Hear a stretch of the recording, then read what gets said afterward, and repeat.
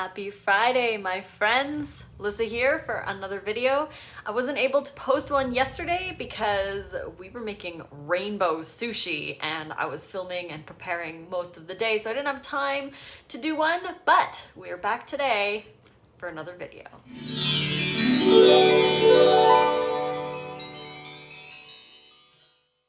Have you guys ever had a sumo orange? Sumo oranges are my absolute favorite of all time. I've got a bunch that I've already peeled.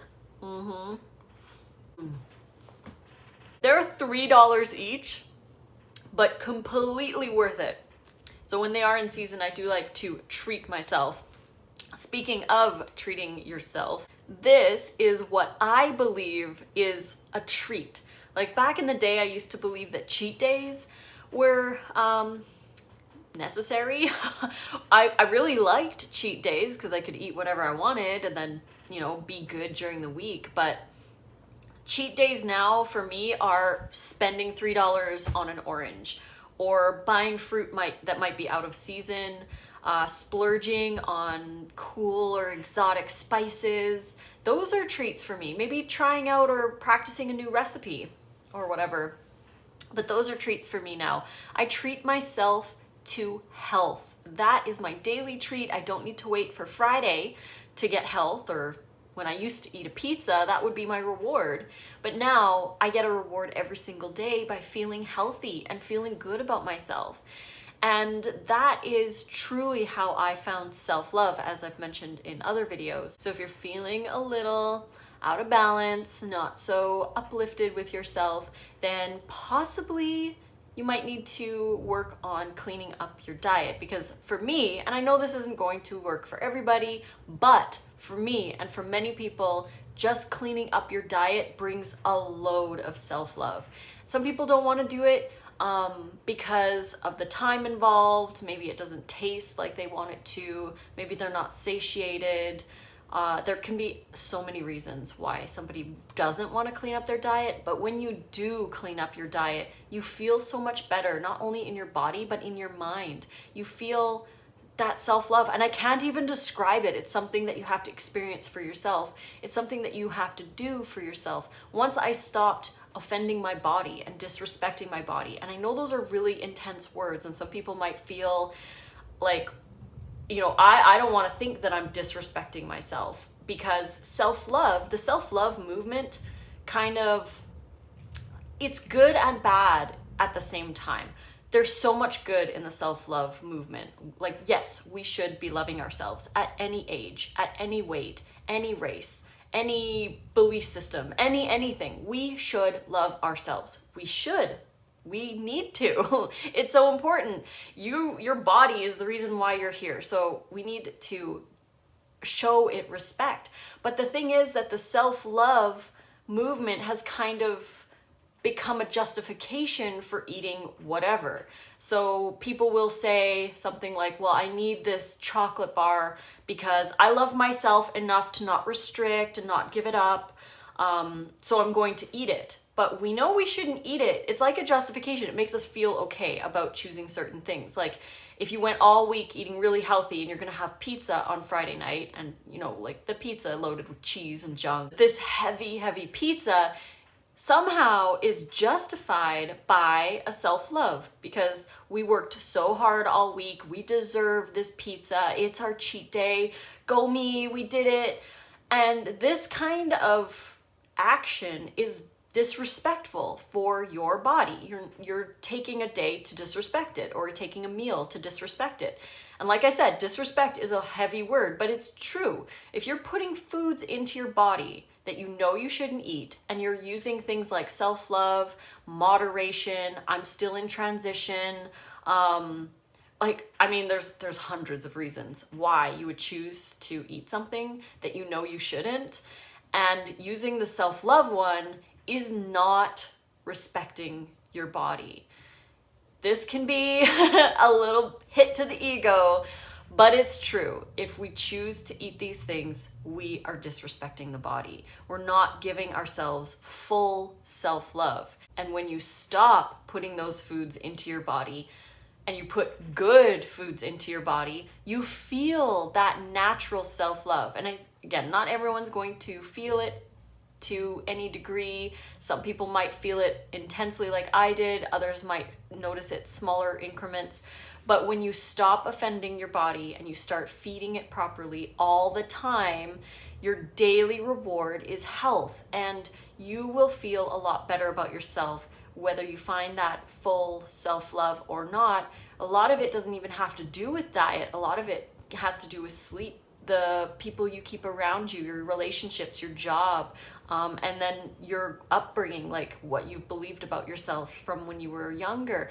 And some of this stuff needs to be talked through with a therapist or something, a friend, a psychologist, anyone who can help you work through those as well when it comes to self-esteem and self-love.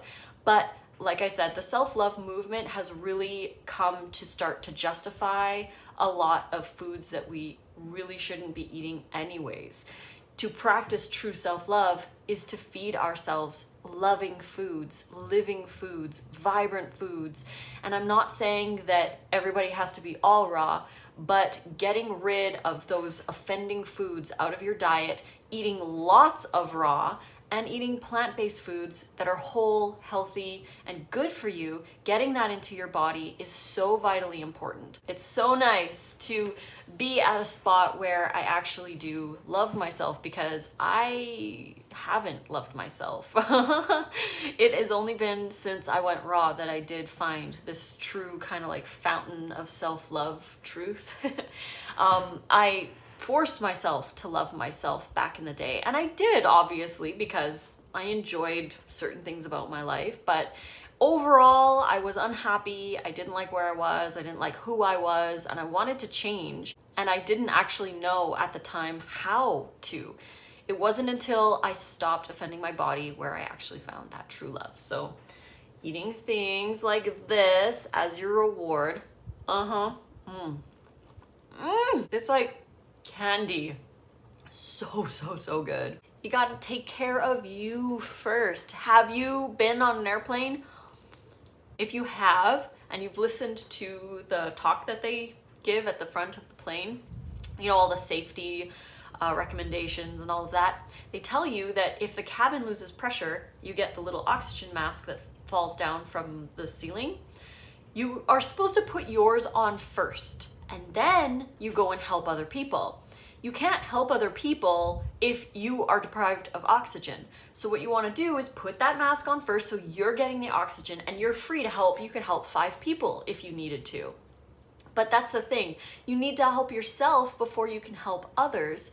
And if you aren't helping yourself, you don't have much to give, or you feel more tired, you feel like you can't go on. You might even feel like people are kind of trying to like take from you, and you have like an empty bank account and you have nothing to give them.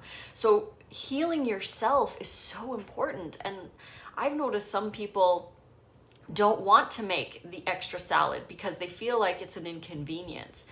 And you aren't an inconvenience. You are worth making a raw salad for. You are worth taking that extra time to make stuff for you, for health, for hydration, for fiber, for the good bacteria that live in your gut.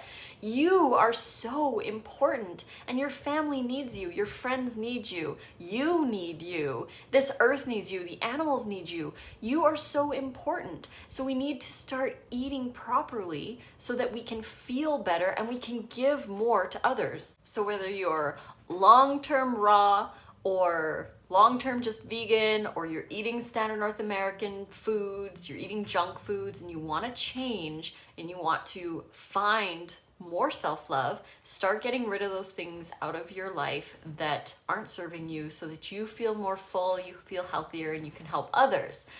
On that note, how about some tips for beginners? Tips for beginners.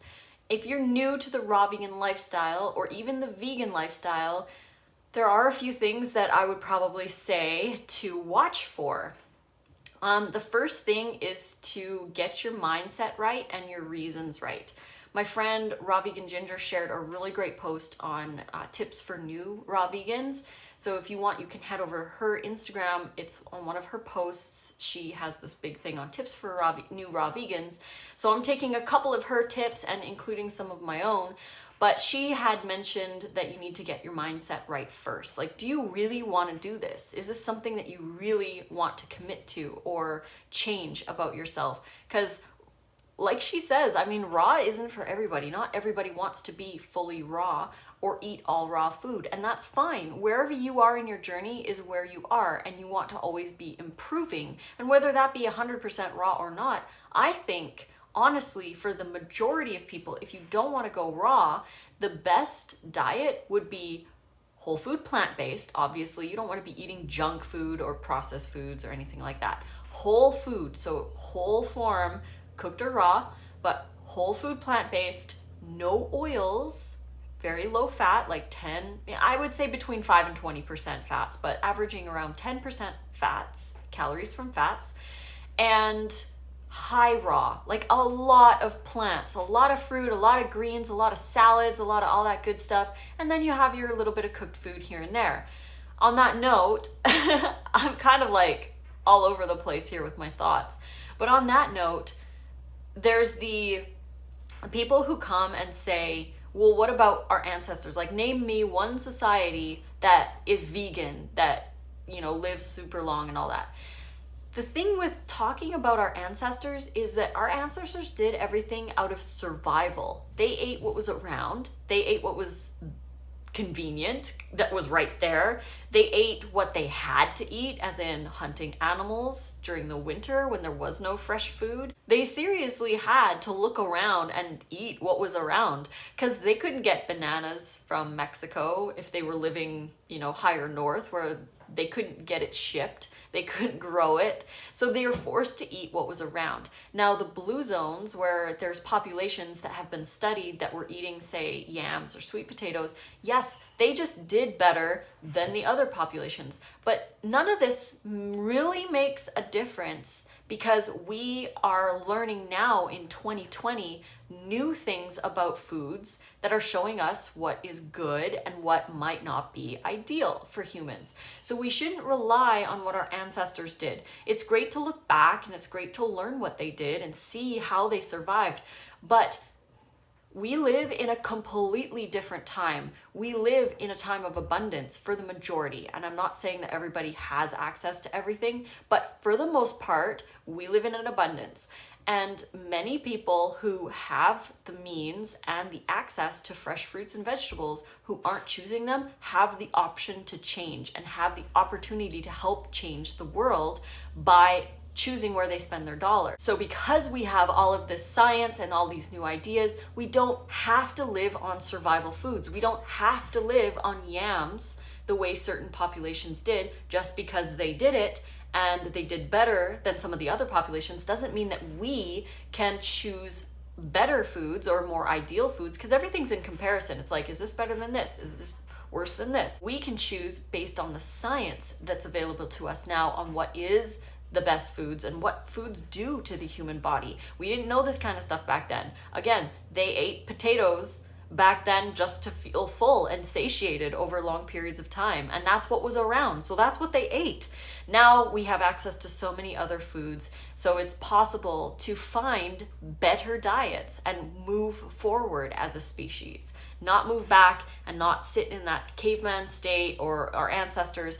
Like I said, it's great to look back and learn from what they did, learn who did better than other ones, but then take that information and evolve it now. So moving over to a plant-based diet, you don't have to worry about what our ancestors did, if there were people who were all vegan and what they did and all that. It's going to be great to have studies, but these studies aren't going to come out for years and years and years. So if you feel like you resonate with this diet, if this is something that you want to do, you really have to take that into consideration before you jump in.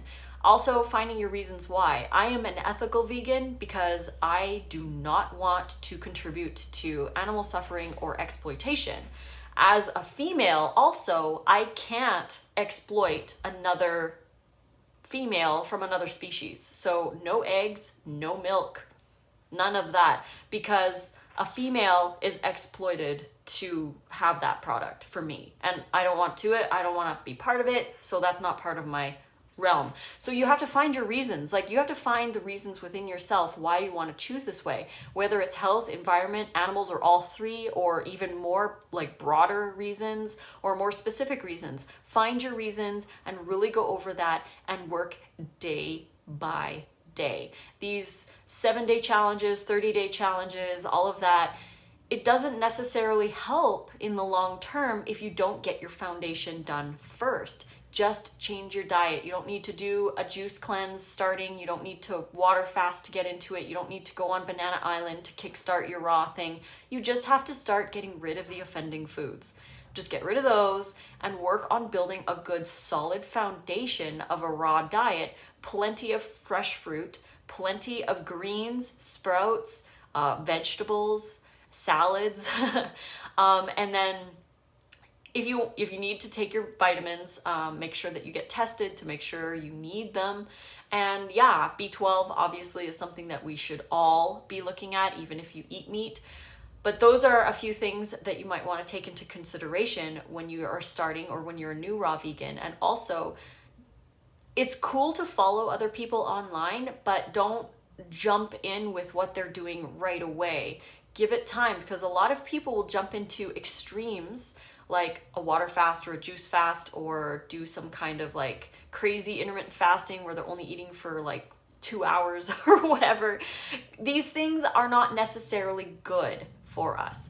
So it's all about creating that balance, that foundation that you can sustain long term. Because for the majority of people who start a raw vegan diet on a juice cleanse or a water fast or something, inevitably will fall back to what they were eating before, because they didn't create that solid foundation of what they're used to every day. It's not their reality. Their reality is standard North American diet or whatever you're eating, and you're just taking a break for 30 days eating something really healthfully. Many people might stay on that and keep going, but the vast majority fall back into their reality. You want your reality to be different. You want to switch it up. You don't want to be in a standard North American diet reality, go over to this juice cleanse and then fall back into it. You want to change that reality so you don't even need to do the juice cleanse or the water fast or the Banana Island or anything extreme like that, because you have a solid day-to-day sustained diet. This can be hard to start with. It's a lot of information when you are moving over to a raw vegan diet, because again, there's lots of information. It's everywhere. Someone's doing it this way, someone's doing it that way. Someone wants to eat all fruit, someone's doing lots of greens, and it's hard to tell what's what. I would definitely take everything with a grain of salt and find the most balanced one for you. Because a lot of these extreme diets are eating disorders hidden behind raw veganism or whatever diet. Honestly, it does not matter what you're eating. I mean, I've even had some people tell me that I have a mental illness, which is a little bit offensive to those who actually have mental illnesses.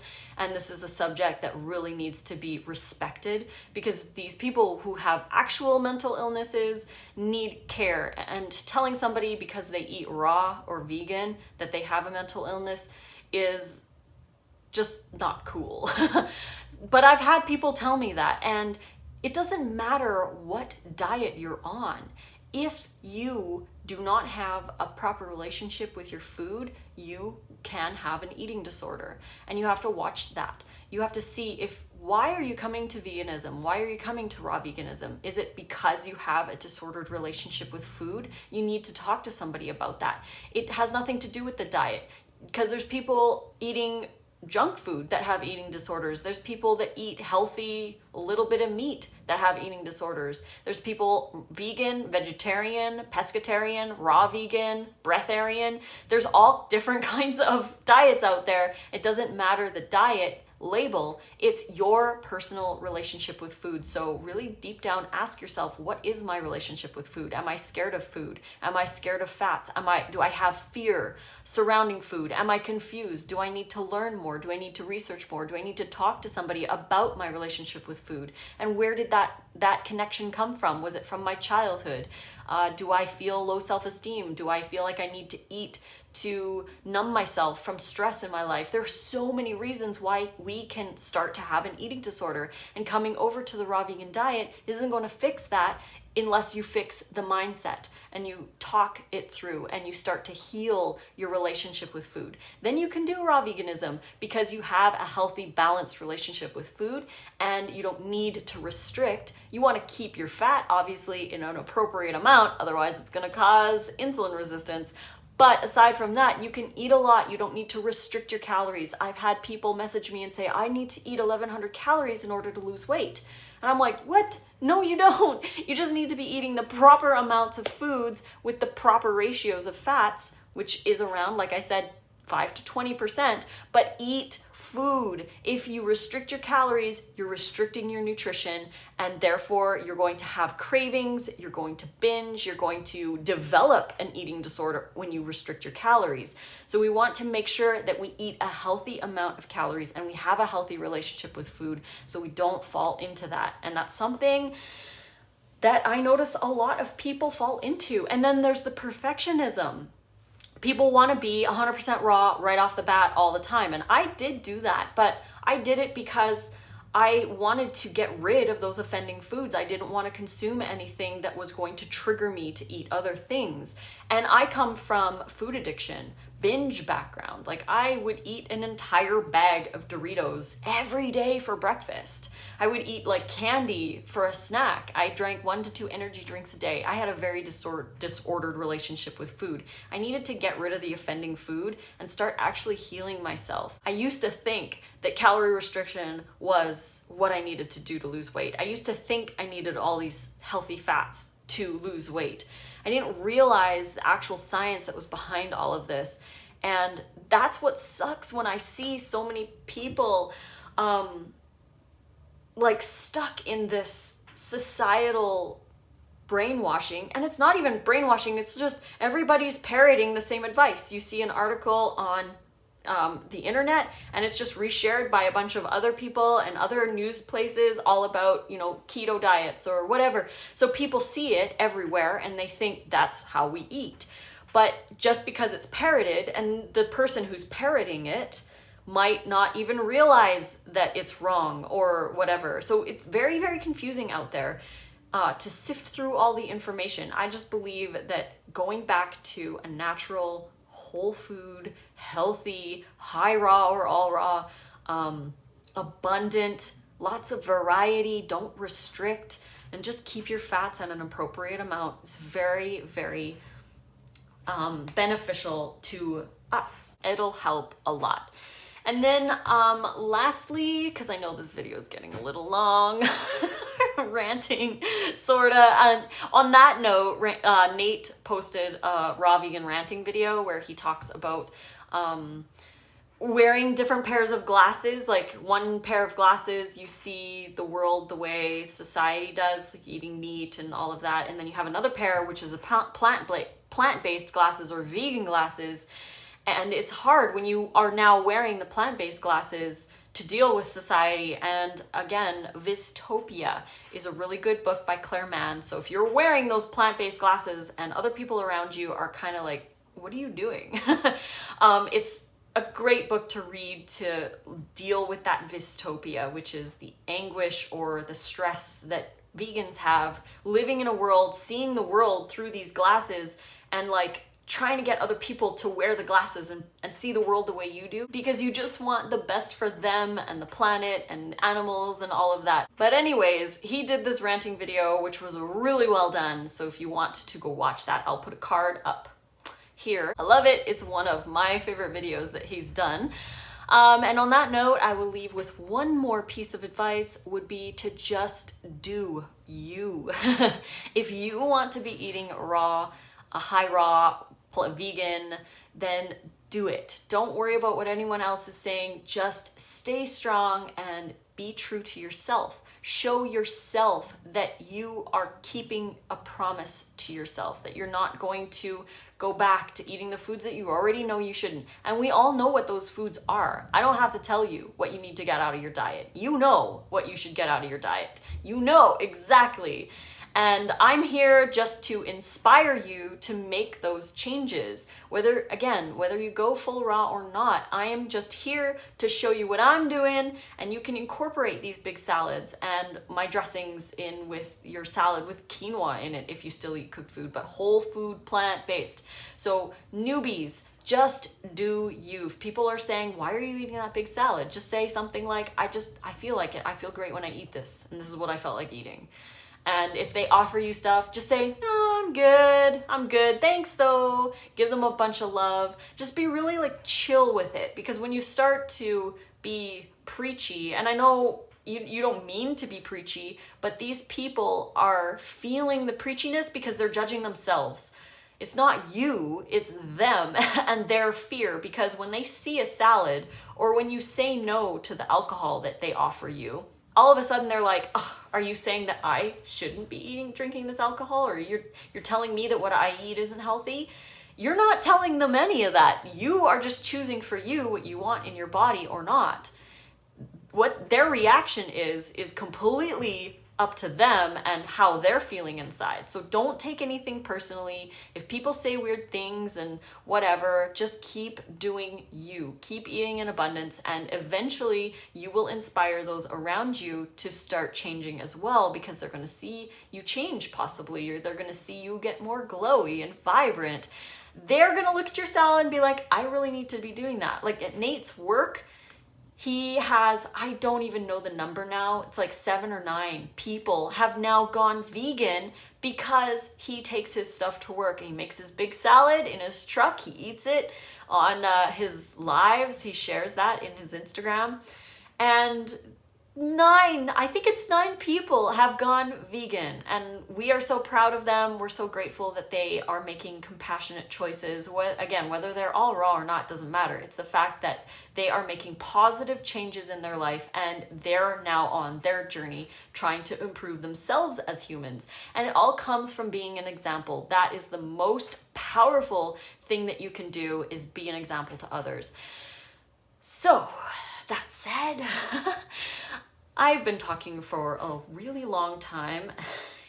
I hope you guys don't mind that I talk for this long. I'm going to start peeling this orange, because now that I'm finished my little vloggy vlog here with you guys, I'm going to enjoy these sumo oranges.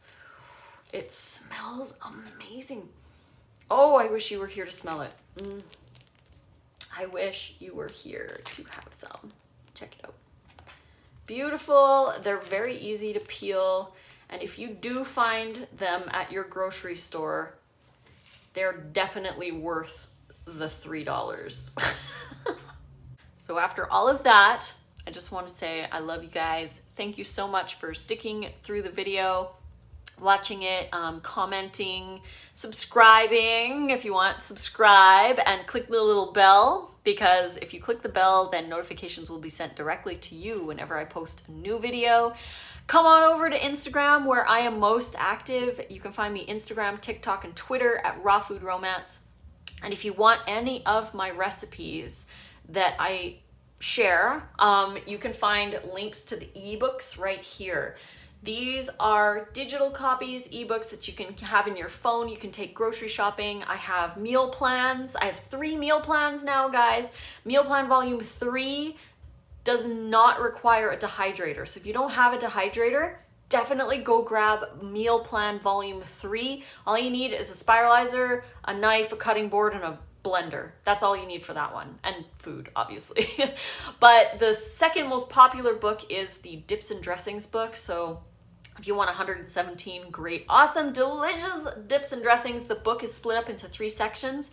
There's a low-fat section, a no-fat section, and a high-fat section. So it depends on where you are during the day. I normally do the heavier fats like cashews or almonds, nuts, avocados with my dinner, and I keep lunches very low-fat or light-fat, so seeds like chia seeds, flax, hemp. I'll add a little bit of that to my lunch dressing. And I think tomorrow I'm going to talk about fats. because I've had so many people ask about the fat percentage and they don't understand appropriate amount of fats or any of that. So I'm going to talk about that tomorrow. If you are interested in watching that video, please stay tuned, subscribe to the channel, come over to Instagram and share with me your thoughts. If you have any ideas for videos, please message me. Let me know what you'd like me to chat about during these vlogs. I truly appreciate it. Otherwise, you can find me on Facebook, Lissa's Raw Food Romance, and on Snapchat, Lissa Raw Vegan.